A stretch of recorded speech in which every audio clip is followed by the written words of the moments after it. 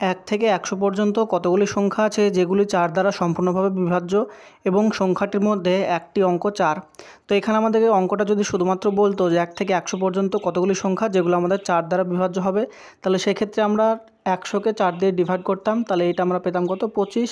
25 দিয়ে আমরা 100কে পুরোপুরি ভাগ চলে যায়, তাহলে আমরা বলতে পারতাম যে 1 থেকে 100 পর্যন্ত আমাদের টোটাল 25 এমন সংখ্যা আছে যেগুলোকে 4 দ্বারা ভাগ যায়।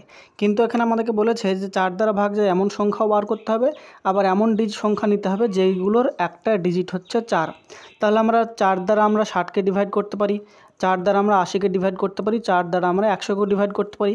কিন্তু এগুলোকে আমাদের এই অঙ্কটার উত্তরের মধ্যে হবে না, কেননা এগুলোর মধ্যে 4 একটা ডিজিট নেই। তার জন্য আমাদের এই ধরনের যেগুলো আছে সেগুলো হচ্ছে টোটাল 25 নাম্বারস থেকে বাদ যাবে। তাহলে প্রথমে আমরা 1 থেকে শুরু করে যদি দেখি যে কোন সংখ্যাটি 4 দ্বারা বিভাজ্য এবং তার সংখ্যা হচ্ছে, তার একটি ডিজিট হচ্ছে 4, তাহলে প্রথম সংখ্যা আমাদের কত হবে? 4 হবে।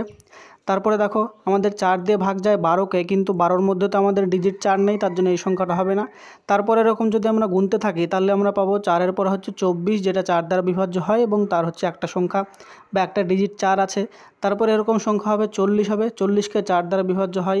তারপরে দেখো 44 যদি আমরা নিই তাহলে 44 একটা হবে।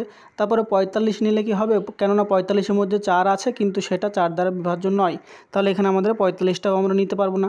তারপরে 44-এর পর আমাদের কোন সংখ্যাটা হবে 4 দ্বারা বিভাজ্য? সেইটা হবে আমাদের 48। 48-এর পর একদম আমাদের হবে 64 এবং তারপরে হবে 84। তাহলে এই সংখ্যাগুলো আমাদের সম্পূর্ণভাবে 4 দ্বারা বিভাজ্য হবে এবং তাদের মধ্যে 4 একটা ডিজিট থাকবে। তাহলে এরকম কটা সংখ্যা পেলাম দেখো, 1 2 3 4 5 6 7, এরকম আমরা টোটাল 7টা সংখ্যা পাবো, যেটা আমাদের অপশান নাম্বার ডি হয়ে যাবে এখানে সঠিক উত্তর।